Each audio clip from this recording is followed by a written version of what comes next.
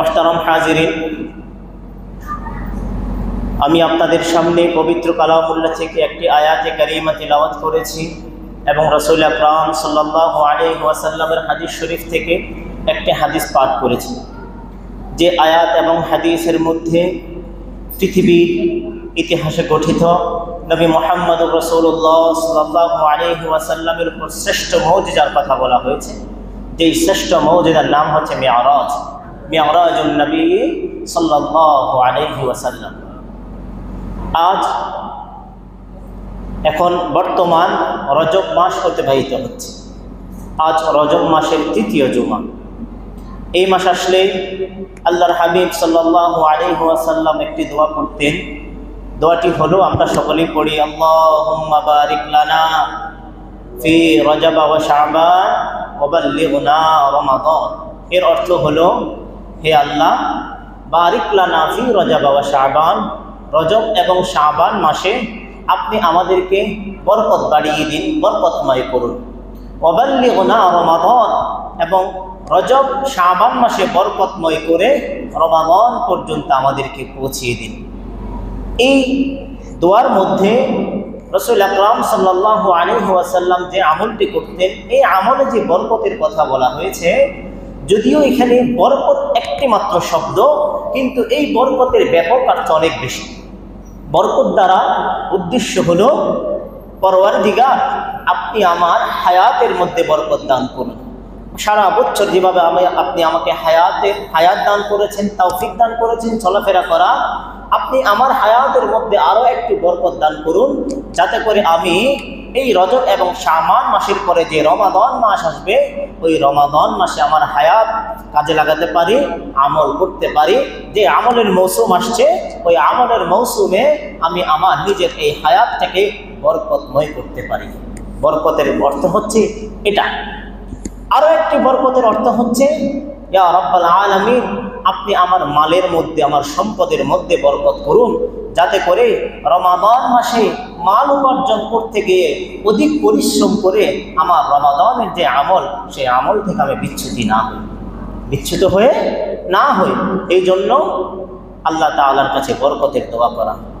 এর পাশাপাশি রব্বুল ইজ্জত সুবহানাহু ওয়া তাআলার কাছে আমলের বরকতের জন্য প্রার্থনা করা, ইয়া রাব্বাল আলামিন, আপনি আমার আমলের মধ্যে বরকত দান করুন। আপনি আমার কাজের মধ্যে, দৈনন্দিন যে কাজ আছে, এই কাজের মধ্যে বরকত দান করুন, যাতে করে রমাদানে আমি আমার আমল করতে গিয়ে, আমার কাজ করতে গিয়ে, অধিক পরিশ্রম করতে গিয়ে পেরেশানি হয়ে, যেই রমাদানের আমলের মৌসুম, এই আমলের মৌসুমে আমি আমার ইবাদত বন্দির থেকে দূরে সরে না যাই। এই জন্যে আপনি আমার কাজের মধ্যে, আমলের মধ্যে বরকত দান করুন। আর এই 3টি মাস বরকতের দোয়া করে করে আল্লাহর হাবিব সাল্লাল্লাহু আলাইহি ওয়াসাল্লাম এই আমলটাই করতেন। আল্লাহুম্মা বারিক লানা ফি রজব ওয়া শাবান ওয়া বাল্লিগনা রমাদান। আবার পড়ি, আল্লাহুম্মা বারিক লানা ফি রজব ওয়া শাবান ওয়া বাল্লিগনা রমাদান। হে আল্লাহ, আপনি রজব এবং শাবান মাসে আমাদেরকে বরকত দান করুন এবং রমাদান পর্যন্ত আমাদেরকে পৌঁছে দিন। আর বলা হয়ে থাকে কেন এই কথাটা বলছি, এটার ব্যাখ্যাটা পরে দেব। বলা হয়ে থাকে, এই মাসে, এই রজব মাসে নবী করিম সাল্লাল্লাহু আলাইহি ওয়াসাল্লামের 2টি মুজিজা সংঘটিত হয়। কটি? 2টি। একটা হচ্ছে ইসরা, আর একটা হচ্ছে মেরাজ। একটা কি? ইসরা, আর একটা হচ্ছে মেরাজ। ইসরা এটা কোরআন দ্বারা প্রমাণিত। ইসরার কথা কোথায় এসেছে? পবিত্র কোরআনে এসেছে। আর মেরাজের কথা সেটা হাদিস দ্বারা প্রমাণিত। দুটোটাই কিন্তু গুরুত্ববহ। ইসরা কি? ইসরা হচ্ছে আল্লাহর হাবিব সাল্লাল্লাহু আলাইহি ওয়াসাল্লাম। ইসরা শব্দের অর্থ হচ্ছে নৈশ ভ্রমণ করা। ইসরা শব্দের অর্থ নৈশ ভ্রমণ করা। আল্লাহর হাবিব সাল্লাল্লাহু আলাইহি ওয়াসাল্লাম মক্কা থেকে, হারাম থেকে বাইতুল মুকাদ্দাস পর্যন্ত যেই রাত্রিকালীন ভ্রমণ করেছেন, এটাকে বলা হয় ইসরা। বুঝতে পেরেছেন? আর মেরাজ বলা হয় দুনিয়া থেকে সপ্তম বাইতুল মাকদাস থেকে সপ্তম আকাশ পর্যন্ত, আরশ আজিম পর্যন্ত যে ভ্রমণ করেছেন, সেটাকে বলা হয় মেরাজুন নবী সাল্লাল্লাহু আলাইহি ওয়াসাল্লাম। অর্থাৎ ঊর্ধ্বলোকে ভ্রমণ করা, আকাশে ভ্রমণ করা, এটাকে মেরাজ বলা হয়। আর ইসরা এবং মেরাজের পার্থক্য হচ্ছে এটাই। ইসরান কোরআন দ্বারা প্রমাণিত। এই কোরআনের আয়াতটি হচ্ছে সূরা বনী ইসরাঈলের 1 নম্বর আয়াতে রব্বুল ইজ্জত সুবহানাহু ওয়া তাআলা বলেন, সুবহানাল্লাযী আসরা বিআবদিহি লাইলাম মিনাল মাসজিদিল হারাম ইলাল মাসজিদিল আকসাল্লাযী বারাকনা হাওলাহু লিনুরিয়াহু মিন আয়াতিনা। রব্বুল ইজ্জত সুবহানাহু ওয়া তাআলা পবিত্র কালামের মধ্যে ইরশাদ করেন, সুবহানাল্লাযী আসরা বিআবদিহি, পবিত্রতা বর্ণনা করছি ওই সত্তার, ওই রব্বুল ইজ্জত সুবহানাহু ওয়া তাআলা, আল্লাযী আসরা বিআবদিহি, যিনি তার স্বীয় বান্দাকে মুহাম্মদ রাসূলুল্লাহ সাল্লাল্লাহু আলাইহি ওয়াসাল্লাম, যিনি তার স্বীয় বান্দাকে নৈশ ভ্রমণ করিয়েছেন। কোত্থেকে?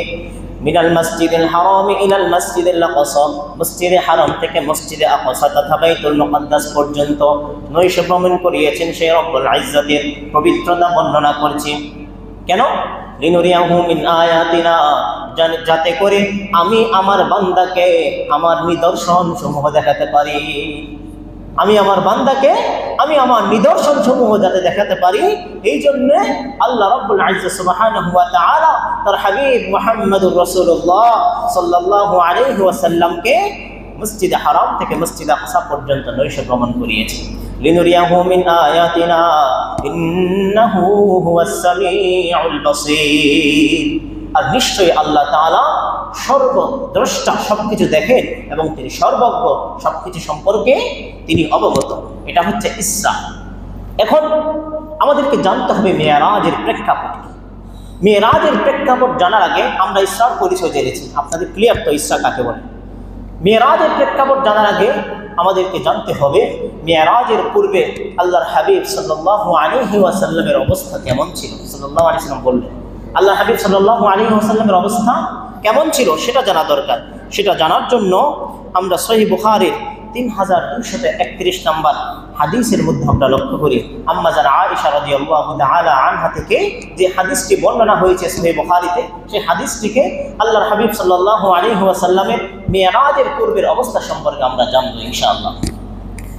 عن عائشة رضي الله تعالى عنها قالت للنبي صلى الله عليه وسلم, হযরত আয়েশা রাদিয়াল্লাহু তাআলা আনহা থেকে বর্ণিত, তিনি আল্লাহর নবী সাল্লাল্লাহু আলাইহি ওয়াসাল্লামকে জিজ্ঞাসা করলেন, হাল আতা আলাইকা ইয়াউমুন কানা আশাদ্দা মিন ইয়াউমি উহুদ। ওগো আল্লাহর নবী, আপনার কাছে কি উহুদের দিনের চাইতেও বেশি কষ্টকর দিন অন্য কোনো দিন আছে? উহুদের দিনে আপনি যে কষ্ট পেয়েছেন, আপনার দাঁত মুবারক শহীদ হয়েছে উহুদের যুদ্ধে, সেই উহুদের যুদ্ধে আপনি যে কষ্ট পেয়েছেন, এর চাইতে কঠিন কষ্ট কি আপনার জীবনে আছে? সুম্মা ক্বালা রাসূলুল্লাহ সাল্লাল্লাহু আলাইহি ওয়াসাল্লাম। এই প্রশ্ন করার পরে, কথা বুঝতে পারছেন আপনারা? আমার কথা বুঝেন? এই প্রশ্ন করার পরে আল্লাহর হাবিব সাল্লাল্লাহু আলাইহি ওয়াসাল্লাম বলেন, লাকাদ লাকাইতু মিন কওমিকি মা লাকাইতু। ও আয়েশা, আমি যে কষ্ট পেয়েছি সেই কষ্ট তোমার সম্প্রদায় থেকে পেয়েছি। তোমার সম্প্রদায় মানে কুরাইশদের থেকে। কার থেকে? কুরাইশদের থেকে। লাকাদ লাকাইতু মিন কওমিকি মা লাকাইতু ওয়া কানা আশাদ্দু মা লাকাইতু মিনহুম ইয়াউমাল আকাবা। আর এর চাইতে কঠিন একটা দিনের আমি সম্মুখীন হয়েছি, সেটা হচ্ছে তায়েফের দিন। কিসের দিন? তায়েফের দিনে আমি সবচেয়ে বেশি সম্মুখীন হয়েছি। তায়েফের দিন আমি তাদেরকে দাওয়াত দিতে গিয়েছিলাম। ইদ আরাদতু নাফসি আলা ইবনে আবদি ইয়ালিন ইবনে আবদি কুলাল। যখন আমি ইবনে আবদি ইয়ালিন ইবনে আবদি কুলাল, এটা একটা ব্যক্তির নাম, মনে রাখবেন। ইবনে আবদি ইয়ালিন ইবনে কুলাল এটা একজন ব্যক্তির নাম। এই ইবনে আবদি ইয়ালিন আবদি কুলালের কাছে যখন আমি আমার দাওয়াত পৌঁছাই দিলাম, পেশ করলাম, দাওয়াত দিতে গেলাম, সে তো আমার দাওয়াত গ্রহণ করেনি। ফালাম ইউজিবিনি ইলা মা আরাদতু। আমি চেয়েছিলাম সে যাতে মুসলমান হয়। ওই ব্যক্তি, তায়েফের ওই ব্যক্তি, আমি চেয়েছিলাম সে যাতে মুসলমান হয়, দ্বীনের পথে ফিরে আছে, কালিমা গ্রহণ করে, কিন্তু সে সেটা গ্রহণ করেনি। বরং তায়েফের আরো যে সকল লোকজন আছে, ছোট বাচ্চা সহ সবাইকে আমার পিছনে লাগিয়ে দিয়েছে, আমার পিছনে তাদেরকে লেলিয়ে দিয়েছে তারা আমার পিছনে, এবং তারা আমাকে পাথর মেরে রক্তাক্ত করেছে। নাউযুবিল্লাহ। এই তায়েফের ওই দিনের কষ্টের কথা বলছে। এই সকল পেরেশানি যখন হয়েছে, হাদিসের বর্ণনা এত কঠিন ভয়াবহভাবে এসেছে। সহিহ বুখারীতে বর্ণনা আসলো, আল্লাহর হাবিবকে তায়েফের মানুষেরা এমনভাবে পাথর নিক্ষেপ করেছে, তার মাথার রক্তগুলা ঝরতে ঝরতে পায়ের জুতার পায়ের জুতায় রক্ত এসে তার তালুর সাথে মিশে যায়। নাউযুবিল্লাহ, এভাবে কষ্ট দিয়েছে। এরপর আল্লাহর হাবিব বলেন, সুম্মা তালাকাতু আনা মাহমুমুন আলা ওয়াজহি, আমি পেরেশান হয়ে সেখান থেকে ফিরে আসলাম। আমি পেরেশান হয়ে কষ্ট পেয়ে ওই তাইফের ওই জায়গা থেকে আমি ফিরে আসলাম। ফালাম আস্তাফিক ইল্লা ওয়া আনা বিকরনি সালিব, আমি সহ্য করতে না পেরে অতঃপর কর্নে সালিব একটি জায়গার নাম, যারা হজ করতে যান তারা জানেন, কর্নে সালিব ওই জায়গায় আমি বসলাম। কর্নে সালিব ওখানে ক্লান্ত হয়ে আমি বসলাম। ফাইদা হঠাৎ আমি দেখতে পেলাম, নাজালা আলাইয়া, আমার উপর অবতীর্ণ হলো, বিসাহাবাতিন, একটি ছায়া আমার উপর দিয়ে আসছে। পদে আদাল্লাতনি, ওই ছায়া আমাকে ছায়া দিচ্ছে।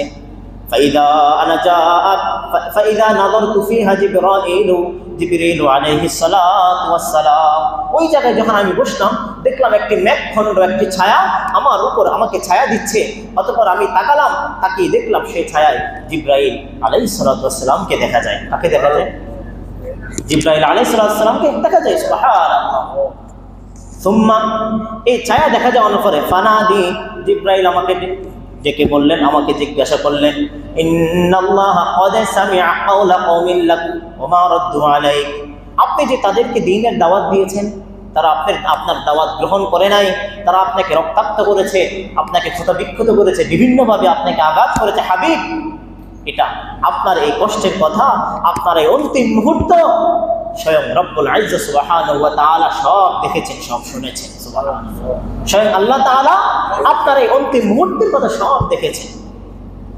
ফানাদানি, জিবরাইল ডেকে বললেন, কদ বুআসা ইলাইকা মালাকুল জিবাল লিতামুরহুম বিমা শিত, ওগো আল্লাহর নবী সাল্লাল্লাহু আলাইহি ওয়াসাল্লাম, আপনার কাছে পাহাড়ের ফেরেশতা পাঠানো হলো।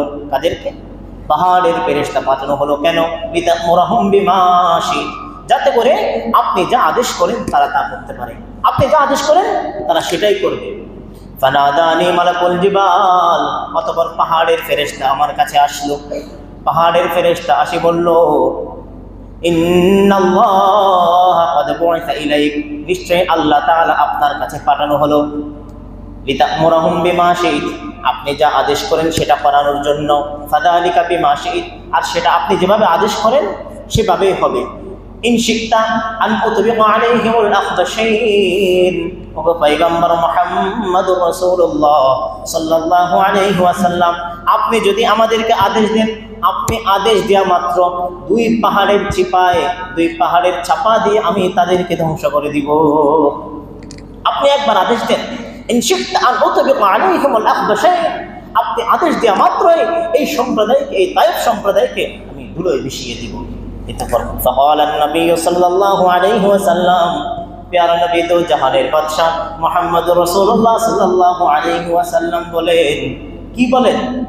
ইন্নাল্লাহা লা ইখরিজু মিন আসলাবিহিম মান ইয়াবুদুল্লাহা ওয়াহদাহু লা ইউশরিক বিহি শাইআ। ওই পাহাড়ের ফেরেশতাকে বলে, প্যারা নবী মুহাম্মদ রাসূলুল্লাহ সাল্লাল্লাহু আলাইহি ওয়াসাল্লাম, না না, ওদেরকে কিছু করা যাবে না, এদেরকে কোনো শাস্তি দেওয়া যাবে না।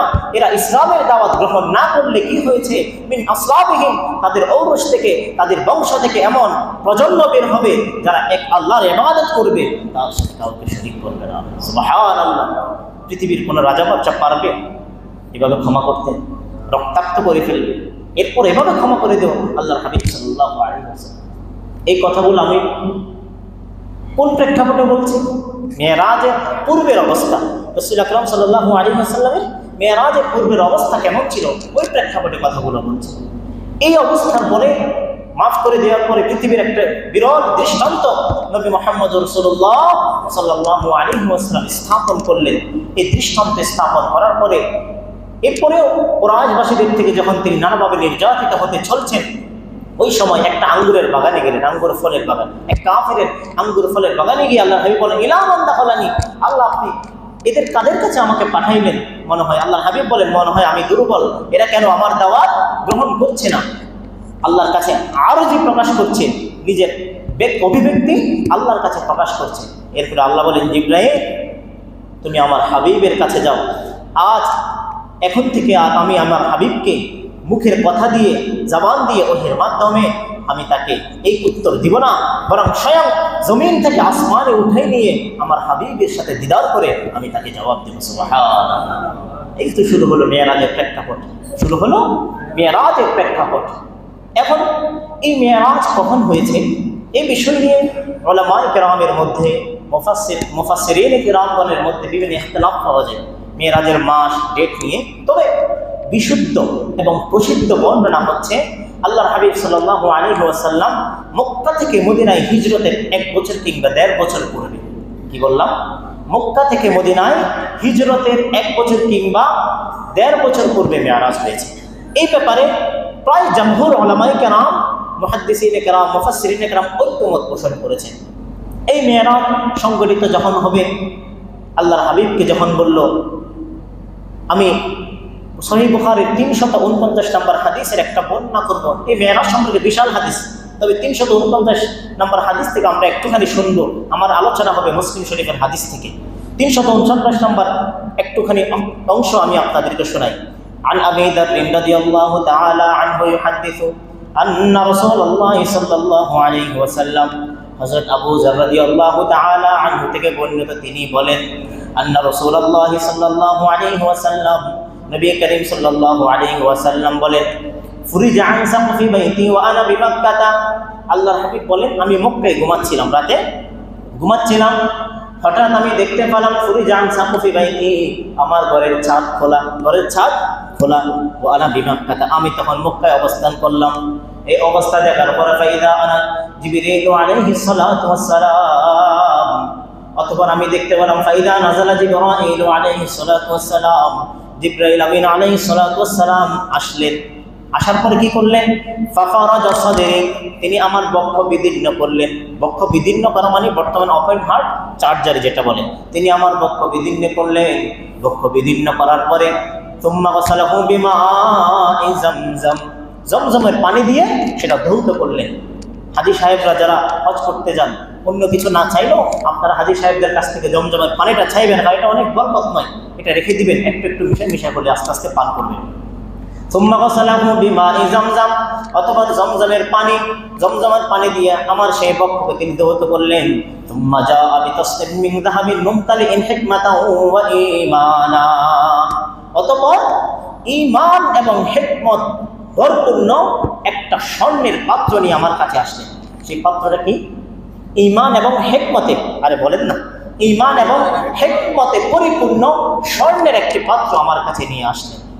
ঈমান আর হিকমত, এখন প্রশ্ন আসতে পারে, ঈমান আর হিকমতে পরিপূর্ণ এই স্বর্ণের পাত্র, সেটা অনুমান করা যায় কিভাবে? আমি যে জ্বর মাপি, এই জ্বর এটা কি আপনি ধরতে পারেন নাকি শুধু দেখতে পারেন? অনুমান করতে পারি আর দেখতে পারি। এই জ্বর মাপার থার্মোমিটার যেমন, এই ঈমান আর হিকমতের পাত্রটা ধরে নেন তেমন। সুম্মা জাআ বিতাসলিম মিন যাহাবিন মুমতালিইন হিকমাতাও ওয়া ঈমানা, ঈমান এবং হিকমত পূর্ণ ওই স্বর্ণের পাত্র আনা হলো।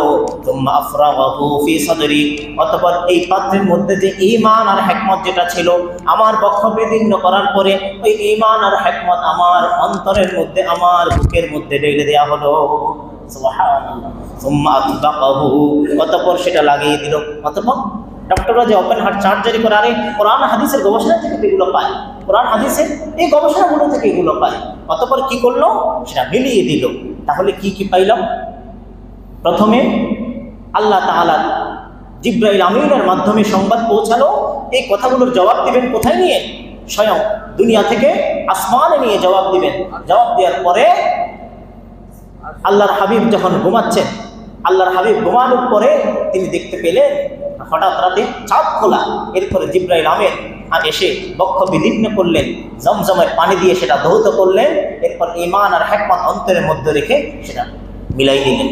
এখন আমরা আসবো সহিহ মুসলিম শরীফের, মুসলিমের 300 নম্বর হাদিস, বিশাল লম্বা হাদিস। এই হাদিসের মধ্যে নবী করিম সাল্লাল্লাহু আলাইহি ওয়াসাল্লাম মিরাজের শুরু থেকে শেষ পর্যন্ত যেই বর্ণনা, এই হাদিসের মধ্যে আল্লাহর হাবিব পরিপূর্ণ বর্ণনা এনেছেন।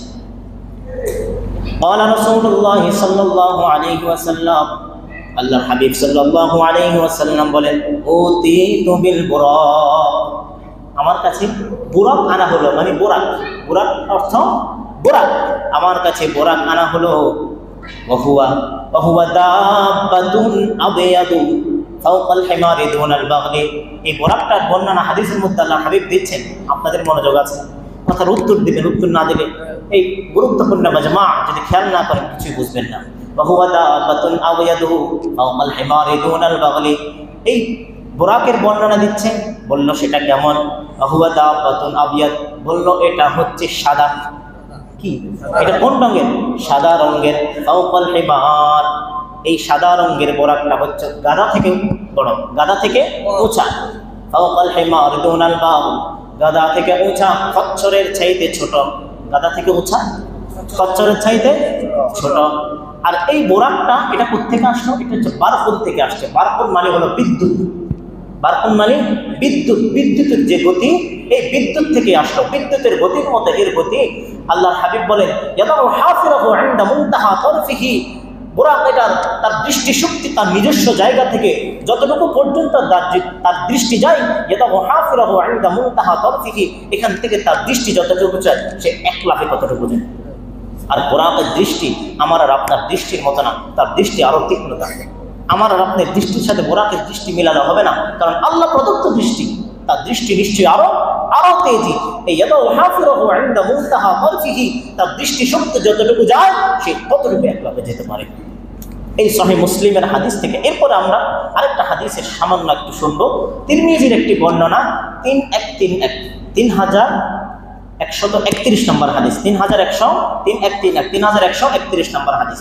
عن انس رضي الله تعالى عنه قال, হযরত আনাস রাদিয়াল্লাহু তাআলা আনহু থেকে বর্ণিত, তিনি বলেন قال رسول الله صلى الله عليه وسلم, আল্লাহর হাবিব সাল্লাল্লাহু আলাইহি ওয়াসাল্লাম বলেছেন, উতিয়া বিল বুরাক, বুরাক নিয়ে আসলো আমার কাছে, লাইলাতা উসরিয়া বিহি মুলজামান মুসরাজা, মুলজামান মুসরাজা, আমার কাছে বুরাক নিয়ে হলো যে রাতে ভ্রমণ করা হবে, নৈশ ভ্রমণ ওই রাতে। আর বুরাকটা কেমন বললো? সেটা লাগাম বাঁধা, গলায় লাগাম থাকে না, লাগাম ছাড়া কি টানা যায়? লাগাম বাঁধা, জিন কোষ পরিহিত। জিন কোষ সেটা হচ্ছে ঘোড়ার উপরে যে একটা জিন কোষ দেওয়া হয়, যে একটা আবরণ দেওয়া হয় বসার জন্য, যে আস্তর দেওয়া হয়, জিন কোষ পরিহিত, মুলজামান মুসরাজা, লাগাম বাঁধা, জিন কোষ পরিহিত ওই বোরাকটা নিয়ে আসা হলো। ফাস্তাসআবা আলাইহি, ওই বোরাকটা যখন আল্লাহ হাবিব সাল্লাল্লাহু আলাইহি ওয়াসাল্লামের সামনে আসলো, যে একটু ছুটাছুটি করতে লাগলো, ওই বোরাকের পেটে ছড়া একটু কষ্টসাধ্য হয়ে গেল। এরপরে সুম্মা ক্বালা জিবরিল আলাইহিস সালাতু ওয়াস সালাম, অতঃপর জিবরাইল আমিন আলাইহিস সালাতু ওয়াস সালাম বললেন, আবি মুহাম্মাদিন তাফআলু হাদা। বুরাক যখন ছুটাছুটি করতে লাগলো তখন জিবরাইল বললেন, আবি মুহাম্মাদিন তাফআলু হাদা, তুমি কি নবী মুহাম্মদ রাসূলুল্লাহ সাল্লাল্লাহু আলাইহি ওয়াসাল্লামের সাথে এমনটা করবে, যিনি দো জাহানের বাদশা, যিনি আল্লাহ তাআলার পরে পৃথিবীতে সবচেয়ে যার মর্যাদা বেশি, তুমি তার সামনে এরকম ছুটাছুটি করবা? এই কথা বলার পরে তিনি বললেন, ফামা রাকিবাকা আহাদুন আকরামু আলাল্লাহি মিন, পৃথিবীর মধ্যে আসমান এবং জমিনের মধ্যে তোমার পিঠে এখন দিয়ে চলবে, আসমান এবং জমিনের মধ্যে এই মুহাম্মাদুর রাসূলুল্লাহ সাল্লাল্লাহু আলাইহি ওয়াসাল্লামের সাথে সম্মানিত আর দ্বিতীয় কোনো ব্যক্তি নেই। সুবহানাল্লাহ। তুমি কি এই মুহাম্মাদের সাথে এটা করছো, যে মুহাম্মদ দো জাহানের বাদশা, আসমান এবং জমিনের মধ্যে তার চাইতে সম্মানিত দ্বিতীয় কেউ নেই? এই কথা শোনার পরে আল্লাহর হাবিব হাদিসে বললেন, ফারফাদা আরাকা, এই বুরাকের সে গর্বান্বিত হয়ে গেল, তার ঘাম ছুটে গেল শরীর থেকে। আরে হাই, এই মুহাম্মদ, এই দো জাহানের বাদশা, শেষ পয়গম্বর মুহাম্মদের সামনে আমি এটা করলাম। অনুতপ্ত হয়ে ওই বুরাকের শরীর থেকে ঘাম ছুটে গেল। এখন এই বুরাকের বর্ণনা পরে আমরা আবার মুসলিম শরীফের 300 হাদিসের মধ্যে যাই।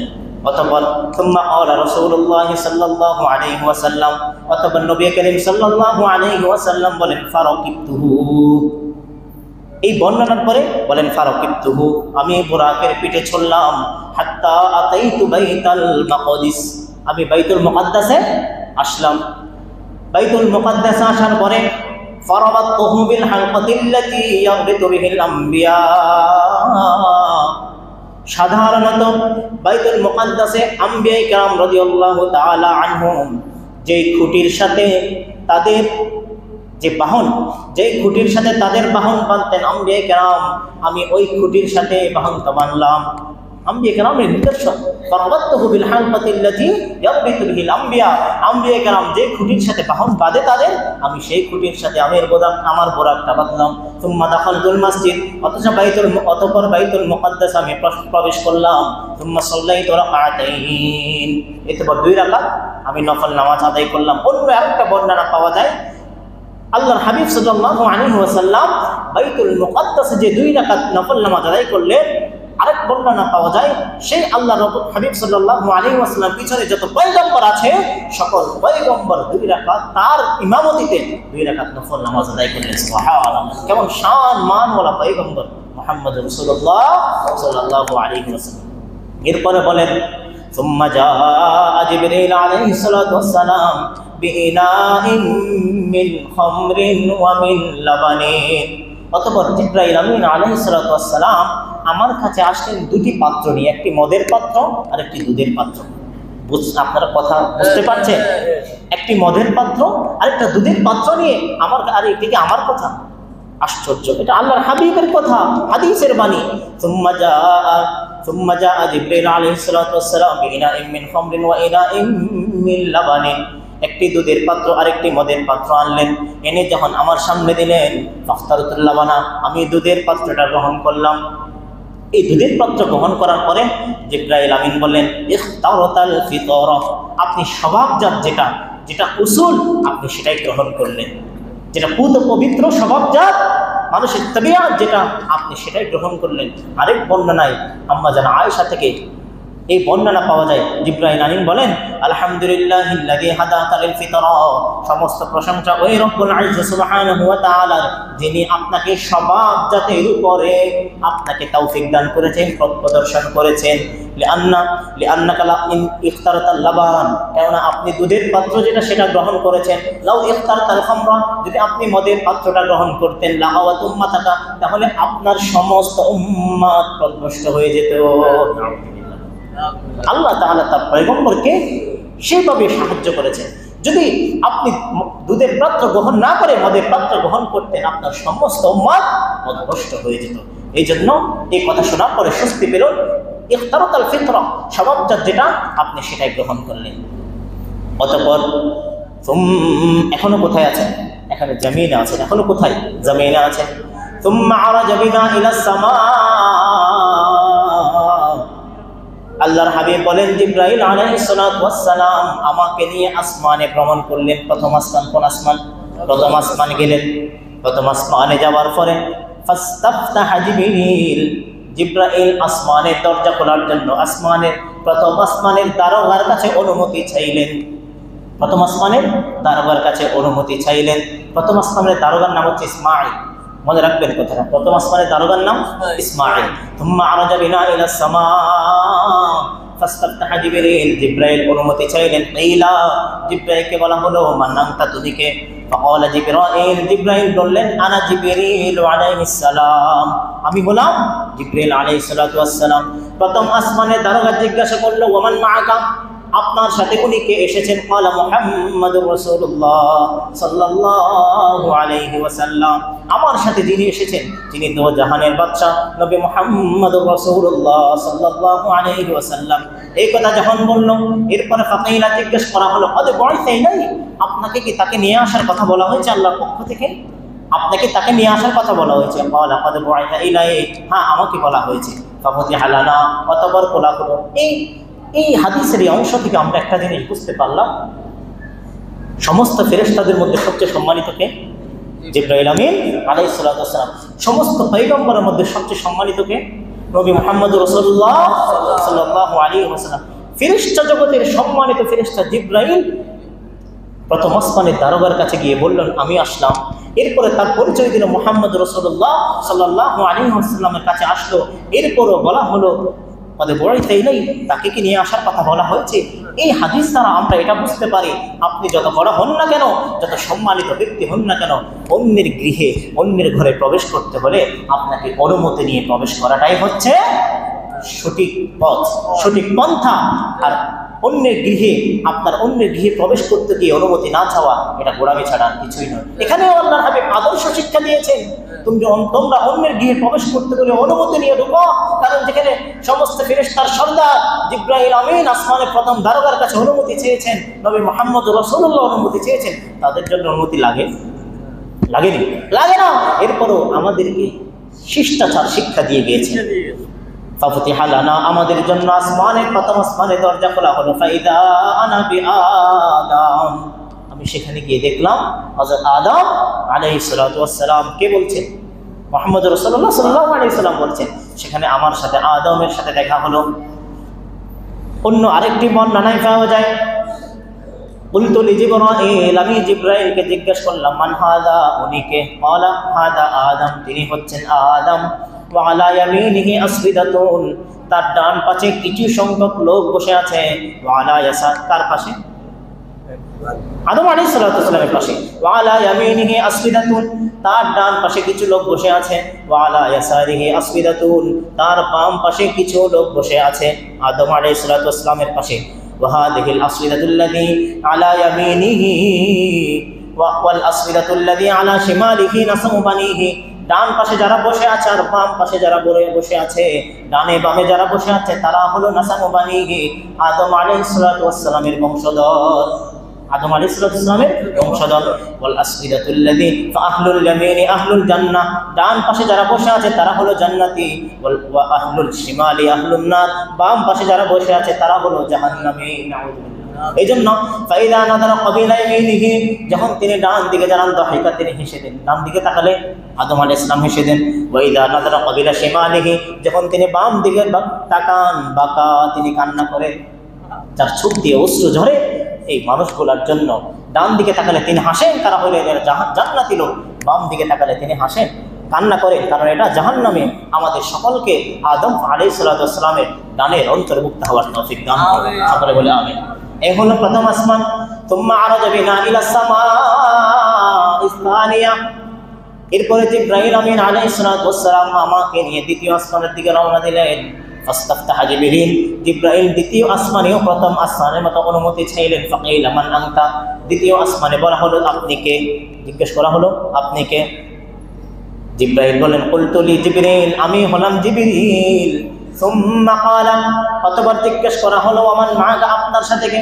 ক্বালা মুহাম্মাদুর রাসূলুল্লাহ সাল্লাল্লাহু আলাইহি ওয়াসাল্লাম, আমার পাশে হলেন মুহাম্মদ সাল্লাল্লাহু আলাইহি ওয়াসাল্লাম। আবার প্রশ্ন করা হলো ওয়াদ বুইসা ইলাই, তাকে কি নিয়ে আসার জন্য বলা হয়েছে? ক্বালা নাআম ওয়াদ বুইসা ইলাই, হ্যাঁ তাকে নিয়ে আসার জন্য বলা হয়েছে। ফাফতিহা লানা, অতঃপর আমাদের জন্য দ্বিতীয় আসমানের দরজা খোলা হলো। ফাআনা বিইবনাইল খালা, আমি দেখলাম এমন দুইজন লোককে সেখানে দ্বিতীয় আসমানে দেখতে পেলাম, যারা পরস্পর খালাতো ভাই। পরস্পর, আরে বুঝেন না কথা, উত্তর দেন না কেন? পরস্পর খালাতো ভাই। ফাইদা আনা বিইবনাইল খালা, আমি দেখলাম আমার সাথে দ্বিতীয় আসমানে দেখা হলো পরস্পর খালাতো ভাই। ঈসা ইবনে মারইয়াম, ইয়াহইয়া ইবনে জাকারিয়া, একজন হচ্ছে মারইয়ামের পুত্র ঈসা, আর একজন হচ্ছে জাকারিয়ার পুত্র ইয়াহইয়া আলাইহিস সালাতু ওয়াস সালাম। ফারহাবা বি, উভয় আমাকে সম্বর্ধনা জানালেন। ওয়া দাআওয়ালি বিখাইর, এবং উভয় আমার জন্য বরকতের কল্যাণের দোয়া করলেন। সুবহানাল্লাহ। তুম্মা আরাজা বিনা ইলা সামাইস সালিসা, অতঃপর আমাকে নিয়ে তৃতীয় আসমানে যাওয়া হলো। ফাস্তাফতাহা জিবরিল, তৃতীয় আসমানে জিবরাইল অনুমতি চাওয়া হলো। ফাকিলা মান আনতা, তাকে বলা হলো আপনি কে? ক্বালা আনা জিবরিল আলাইহিস সালাতু ওয়াস সালাম, আমি হলাম জিবরিল আমিন। আজকে আমাকে একটু 2-4 মিনিট সময় দিতে হবে, দিবেন তো ইনশাআল্লাহ?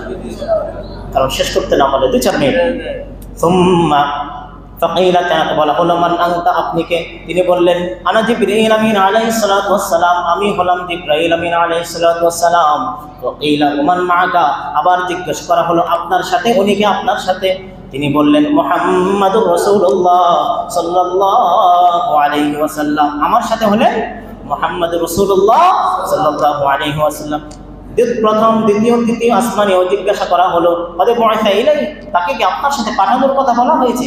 ক্বালা নাআম ওয়াদ বুইসা ইলাই, হ্যাঁ তাকে আমার সাথে পাঠানোর কথা বলা হয়েছে। তাকে মুহাম্মদ রাসূলুল্লাহ সাল্লাল্লাহু আলাইহি ওয়াসাল্লামকে আমার সাথে পাঠানোর কথা বলা হয়েছে। ফাফতিহা লানা, অতঃপর আমাদের জন্য আসমানের দরজা খোলা হলো। ফাইদা আনা বিইদ্রিস আলাইহিস সালাতু ওয়াস সালাম, আমি সেখানে দেখলাম আমার সাথে দেখা হলো হযরত ইদ্রিস আলাইহিস সালাতু ওয়াস সালামের সাথে দেখা হলো। কারণ ইদ্রিস আলাইহিস সালাতু ওয়াস সালাম অনেক সম্মানিত। পবিত্র কোরআনের মধ্যে আল্লাহ বললেন ওয়া রাফা'নাহু মাকানান আলিয়া, আমি ইদ্রিসকে অনেক সম্মানিত করেছি, তার অনেক সম্মানের উঁচু জায়গায় আমি স্থান দিয়েছি। ফারহাবা বি, তিনি আমার জন্য রহমতের দোয়া করলেন, ওয়াদা আলী বিখাইর, এবং আমার জন্য কল্যাণের দোয়া করলেন।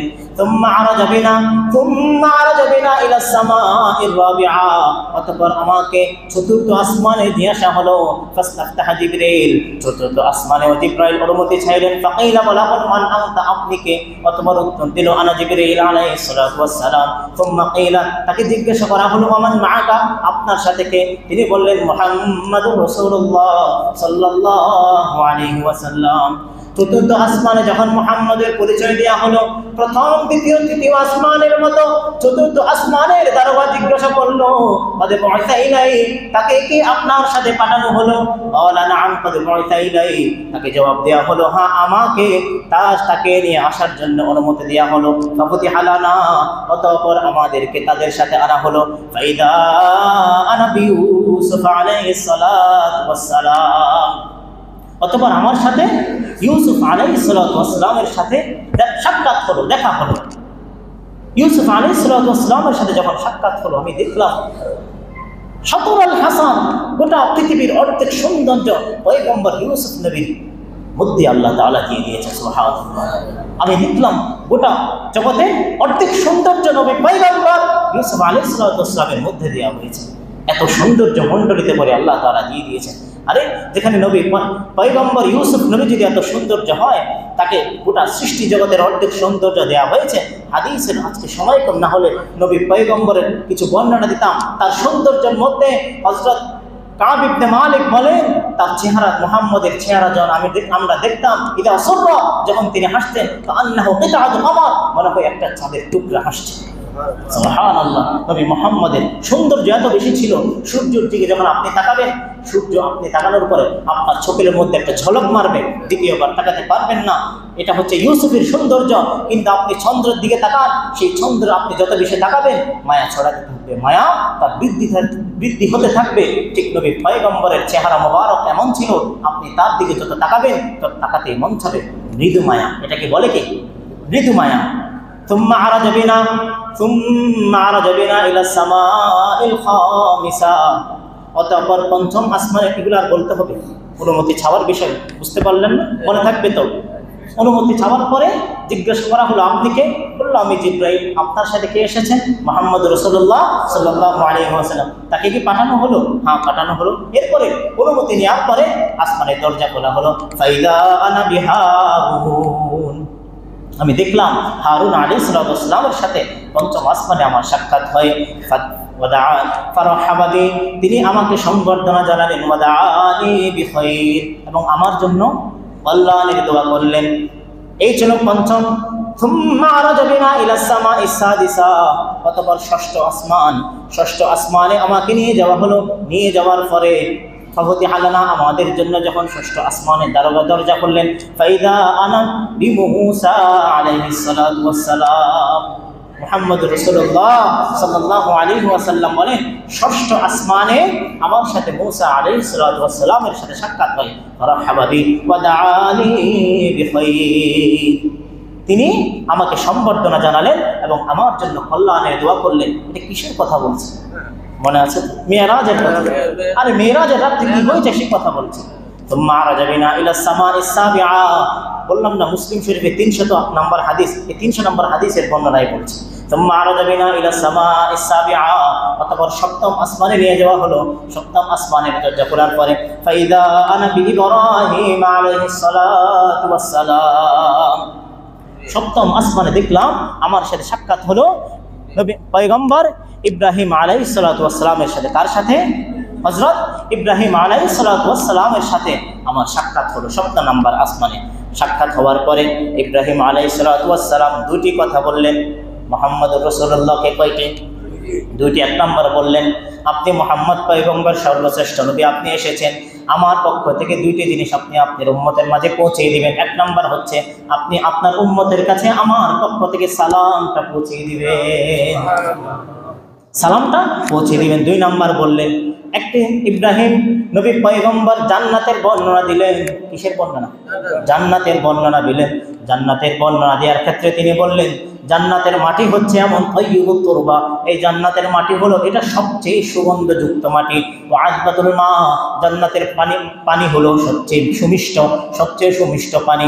ওয়া ইন্নাহা কিআ, আর জান্নাত সেটা হলো সমতল ভূমি। সেটা কি?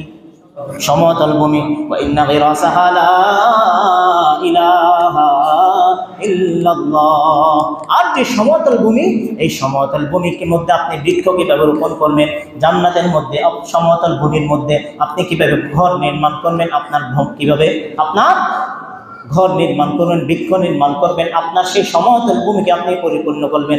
সেই মেরাজের রজনীতে ইব্রাহিম পয়গম্বর নবী মুহাম্মদ রাসূলুল্লাহ সাল্লাল্লাহু আলাইহি ওয়াসাল্লামকে বলেন আপনি আমার পক্ষ থেকে আপনার উম্মতদের মাঝে পৌঁছে দিবেন চারটি কালিমার মাধ্যমে, তারা এই সমতল ভূমিকে পরিপূর্ণ করবেন। এক নম্বর বলেন সুবহানাল্লাহ, বলেন না সুবহানাল্লাহ, আলহামদুলিল্লাহ, ওয়ালা ইলাহা ইল্লাল্লাহ, ওয়াল্লাহু আকবার, সুবহানাল্লাহ। ইব্রাহিম পয়গম্বর বলেন আমার পক্ষ থেকে আপনার উম্মতের কাছে এই পয়গাম পৌঁছে দিবেন, এই সমতল ভূমি তারা পরিপূর্ণ করবে এই চারটা কালিমার মাধ্যমে, চারটি কালিমা পৌঁছে দেওয়ার মাধ্যমে। নম্বর সুবহানাল্লাহ, আলহামদুলিল্লাহ, ওয়ালা ইলাহা ইল্লাল্লাহ, ওয়াল্লাহু আকবার। এই চারটি কালিমা আপনি আপনার উম্মতরা যখন পাঠ করবে তখন তাদের সমতল ভূমির মধ্যে বৃক্ষরোপণ হবে, সেখানে তারা বিভিন্ন ঘর নির্মাণ করতে পারবে। সুবহানাল্লাহ। ইব্রাহিম পয়গম্বরকে দেখলেন, 2-4 মিনিট কিন্তু আগে চেয়েছি, আপনাদের কষ্ট দিচ্ছে।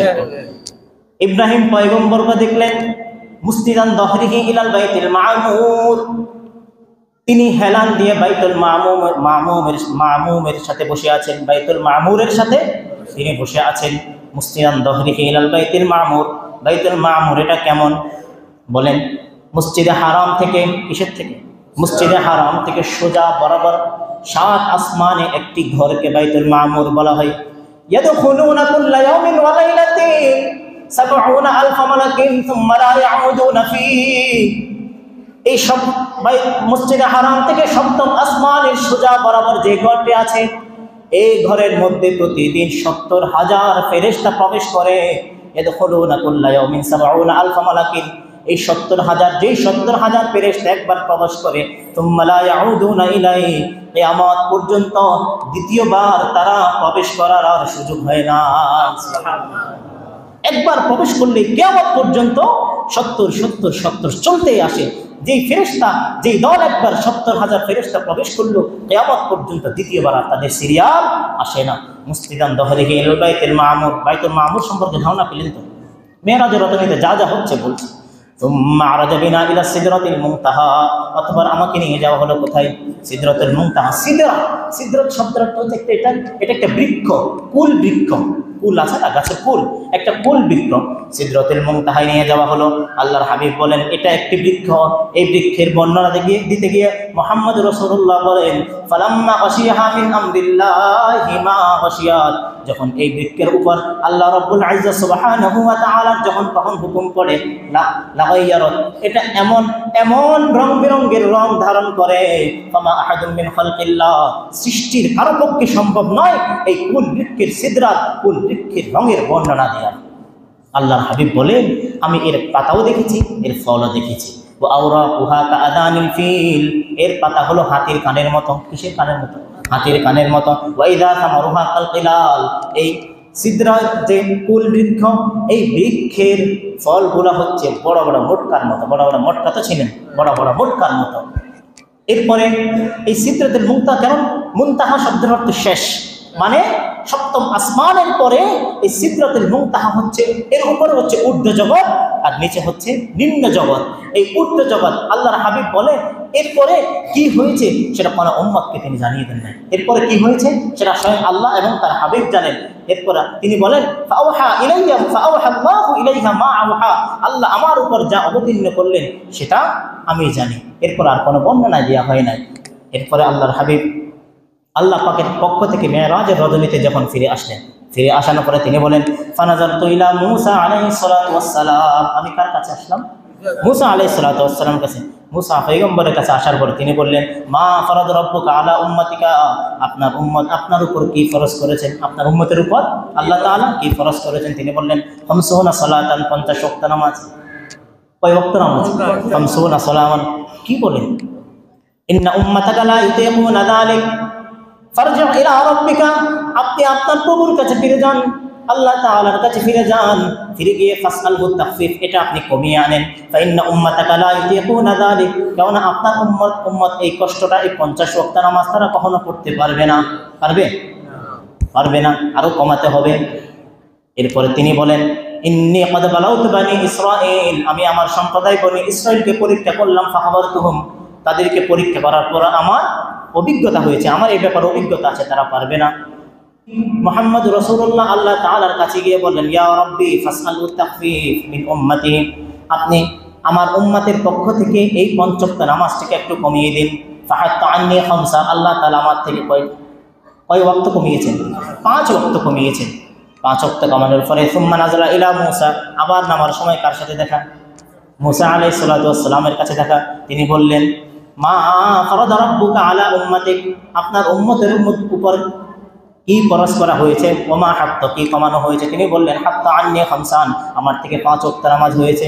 মূসা পয়গম্বর এই কথা শুনে ফারজি ইলা রাব্বিকা, আইজন আপনি আবার যান, ইন্না উম্মাতাকা লা ইউতিকুনা যালিক, আপনার উম্মত সেটা গ্রহণ করতে পারবে না। ইন্নী ক্বাদ বালাউতু বানি ইসরাঈল ওয়া খাবারতুহুম, আমার উম্মত 3 ওয়াক্ত নামাজ পড়তে পারতো না, আপনার উম্মত 45 ওয়াক্ত কেমনে করবে? এবার আল্লাহর হাবিব হাদিসের শেষে বলেন ফালাম আরজিউ বাইনা রাব্বি ওয়া বাইনা মূসা, ফালাম আযাল আরজিউ বাইনা রাব্বি ওয়া বাইনা মূসা, ফালাম আযাল আরজিউ বাইনা রাব্বি ওয়া বাইনা মূসা, আমি আমার পয়গম্বর রবের এবং মূসা আলাইহিস সালাতু ওয়াস সালামের কাছে এভাবে যাতায়াত করতে লাগলাম। এভাবে আমি তাদের কাছে একের পর এক যাতায়াত করতে লাগলাম। যাতায়াত করতে করতে 9 বার যাতায়াত করলাম। কয়বার? 9 বার যাতায়াত করলে 5 9 45 ওয়াক্ত নামাজ কমানো হলো, আর আছে 5 ওয়াক্ত। 5 ওয়াক্ত কমানোর পরে আল্লাহ তাআলা বলেন হাবিব যান, মূসা পয়গম্বর সেটা আবার দেখা। তিনি বললেন মা ফারাদা রাব্বুকা আলা উম্মাতিক, কতটুকু কমিয়ে কি ফরজ করা হলো? আল্লাহর হাবিব বলেন 5 ওয়াক্ত। 5 ওয়াক্ত কমানোর পরে এর পূর্বে আল্লাহ বলে দেন ইন্নাহুন্না খামসু সালাওয়াতিন, আপনার উম্মতের জন্য 5 ওয়াক্ত নামাজ। এই 5 ওয়াক্ত নামাজ আমি 50 ওয়াক্ত থেকে কমিয়েছি। যে ব্যক্তি এই 5 ওয়াক্ত নামাজ পড়বে লিকুল্লি সালাতিন 10, প্রত্যেক ওয়াক্তের জন্য আল্লাহ তাআলা 10 ওয়াক্তের নেকি দিবেন। ফালিদা খামসুনা সালাতা, সুতরাং এইভাবে যে ব্যক্তি 5 ওয়াক্ত নামাজ আদায় করবে সে 50 ওয়াক্ত নামাজের সওয়াব পাবে। মূসা পয়গম্বরের কাছে যখন আবার আসলেন তিনি বললেন আবার যান। আল্লাহর হাবিব বলেন ফাস্তাহিয়াইতু, কি বলেন? ফাস্তাহিয়াইতু, আমার লজ্জা লাগে, আমি আর যেতে পারবো না। নবী মুহাম্মদ রাসূলুল্লাহ সাল্লাল্লাহু আলাইহি ওয়াসাল্লাম বলেন আমার লজ্জা লাগে, আমি আর যেতে পারবো না। এরপরে মূসা পয়গম্বর থেকে ফিরে আসলেন। আরো কিছু কথা বলার ছিল, বলতে পারিনি। এই সহিহ মুসলিমের 300 নম্বর হাদিসের পরিপূর্ণ বর্ণনার মধ্যে আমরা যে সকল কথাগুলো পেয়েছি, এই বর্ণনার মধ্যে সবে মেরাজের নির্দিষ্ট করে নামাজের কথা বলা আছে, যেটা আমার আর আপনার বানোয়াট আছে। কত হাদিস বললাম আছে, নির্দিষ্ট রোজার কথা বলা আছে, কিন্তু মেরাজ ইসরা কোরআন দ্বারা প্রমাণিত। ইসরা মানে কি বলেছি? মসজিদে হারাম থেকে বাইতুল মুকাদ্দাস পর্যন্ত 900 ভ্রমণ। ইসরা কোরআন দ্বারা প্রমাণিত, মেরাজ হাদিস দ্বারা প্রমাণিত। এটা কেউ অস্বীকার করতে পারবে না। যে অস্বীকার করবে সে কুফরি করলো, আর যে কুফরি করবে সে হবে কাফের। আর আল্লাহ বলেন ইন্নাল্লাহা লা ইউহিব্বু কুল্লা মুখতালিন ফাকুর, কাফেরকে আল্লাহ পছন্দ করেন না, তার ঠিকানা হলো জাহান্নাম। সুতরাং অস্বীকার করা যাবে না। কিন্তু আমি আর আপনি যে মৌসুমী কিছু আমল আমি আর আপনি বানাই, যে নির্দিষ্ট রোজা রাখতে হবে, 12 রাকাত নামাজ পড়তে হবে, কোনো হাদিস দ্বারা কোনো সহিহ বিশুদ্ধ বর্ণনার মধ্যে এটা পাওয়া যায় না। আল্লাহ তাআলা আমাদেরকে নিজেদের বানোয়াট বিদআত থেকে আমাদেরকে মুক্ত রাখার তৌফিক দান করুন। সকলে বলে আমিন। এই মেরাজের প্রেক্ষাপট থেকে 5 ওয়াক্ত নামাজ সহিহ শুদ্ধভাবে আমাদেরকে আদায়ের তৌফিক দান করুন। সকলে বলে আমিন।